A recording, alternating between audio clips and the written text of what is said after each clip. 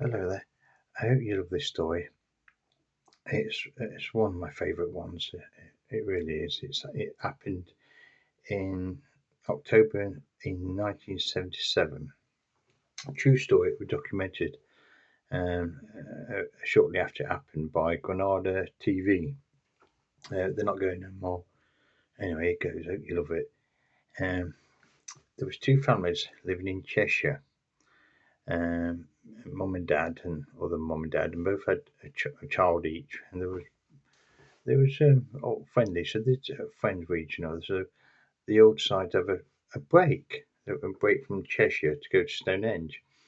One of the dads, he was an amateur, um,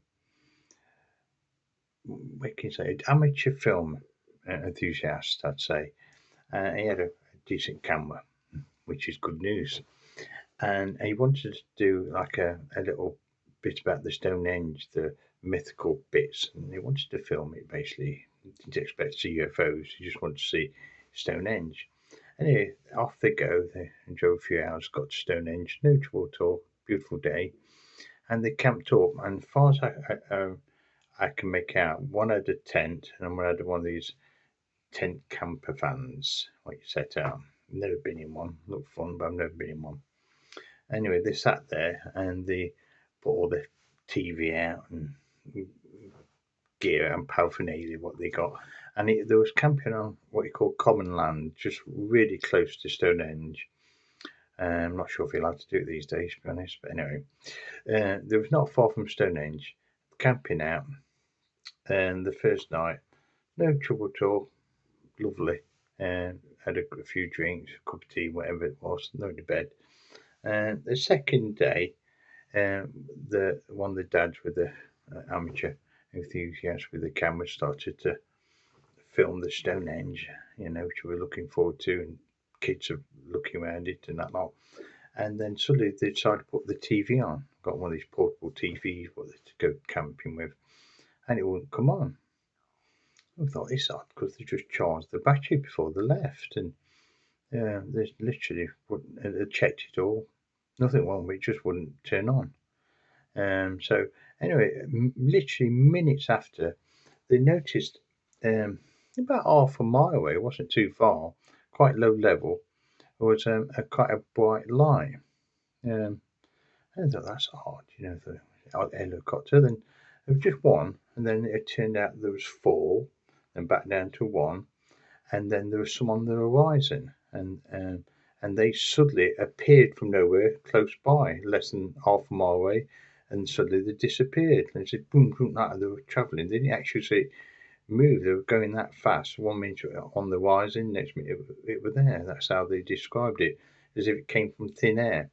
And they were looking at this for quite some time. Then they started to see them move around slowly. They could see them going. Sometimes there were one bright lights. Sometimes there was 4 to 7 bright lights. They were literally disappearing sometimes and going quite fast, and sometimes you can actually physically see them move.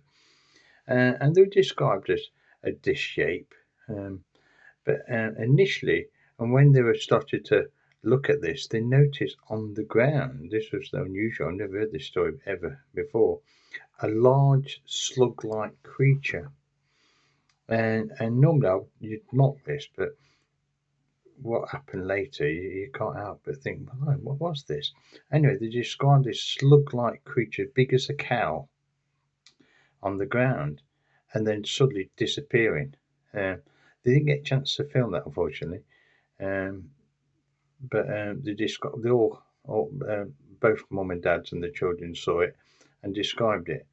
Anyway, straight after that, they concentrated on looking at the bright lights, so they started filming them. So you capture, I think, 3 minutes of this UFO disappearing and moving about, and it lasted some time. Then suddenly, as they disappeared to the horizon, then the last few lights and dishes, what they described them as being spherical shape, disappearing over the horizon instantly, and then the TV came back on. No warning, just switched back on. Don't know why it even went off. And I thought, anyway, obviously when they went, they were talking about it for a few hours. On the following day, there was out and about, and same thing happened again. Identical, except that the slug creature wasn't around. They came from on the horizon, these bright light spherical shapes, and as they got closer, they could see the spherical shapes. And again, sometimes there were one, sometimes there were four, sometimes there were seven. There was, and then disappearing. Sometimes they could see it move slowly across the horizon. Sometimes it just, it's as if it came from nowhere into thin air, and that's how they was moving. And they were astonished at this. And then again, TV went off. There are a couple of compasses which they was going to go walking with the kids, show them how to use compass. They went haywire. They went off. But the moment they disappeared again, went over the horizon and totally disappeared. The TV worked. The compass was working fine. And I thought, well, this is odd, isn't it? You know. Anyway, they checked the road behind it. The third night, exactly the same thing. The TV went off, compasses went haywire, and the lights came from the horizon, literally from nowhere, and suddenly they're there. Sometimes again, there was slow moving across the low-lying land and bright lights, and they could see the spherical shape. Sometimes there were one, sometimes there were 2, 3, 4, and 7 moving about. And then lasted a bit. Didn't actually tell you how long they lasted. I can understand they lasted 20 minutes on the first 2 days. The third and fourth time they didn't really explain. So they had a good few basically. I think they tried filming it again. I'm not quite sure what happened. I think they trouble with the filming of the camera with the static, like just as it affected the TV. Why it filmed first off, maybe it was further away and didn't affect the camera. I'm not quite sure. But anyway, again, after a short while, 20 minutes so, disappeared.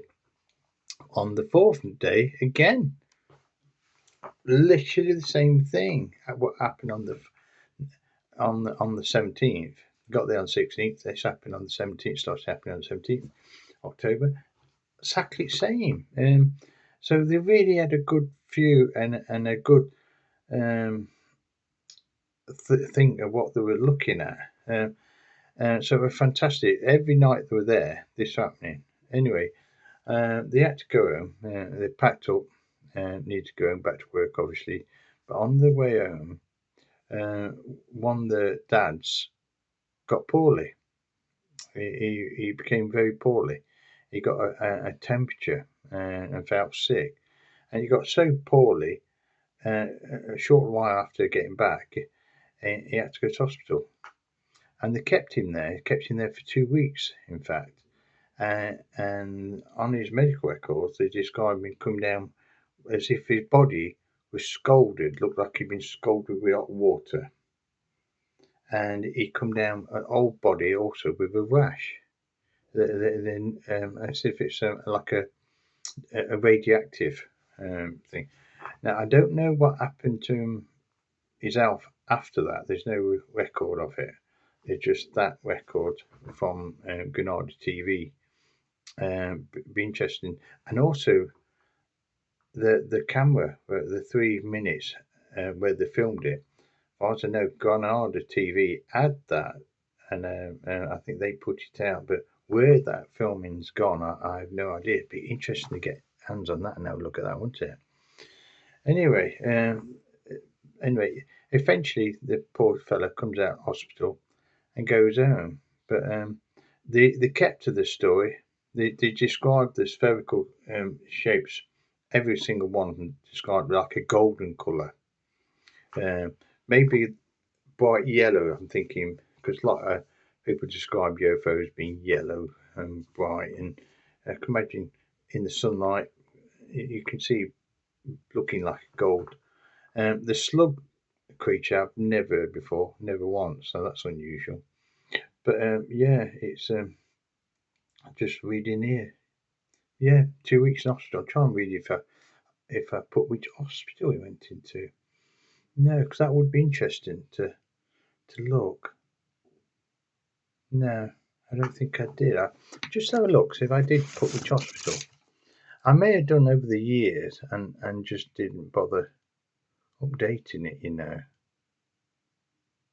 No, I didn't. That's a shame. That I don't know why I didn't do that. Maybe never knew. I don't know. But yeah, it's a true story.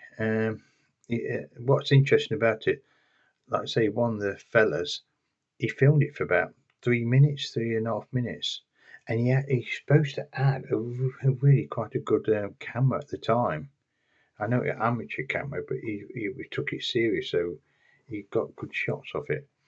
Never saw the video. I wish I had. I'd love to see it.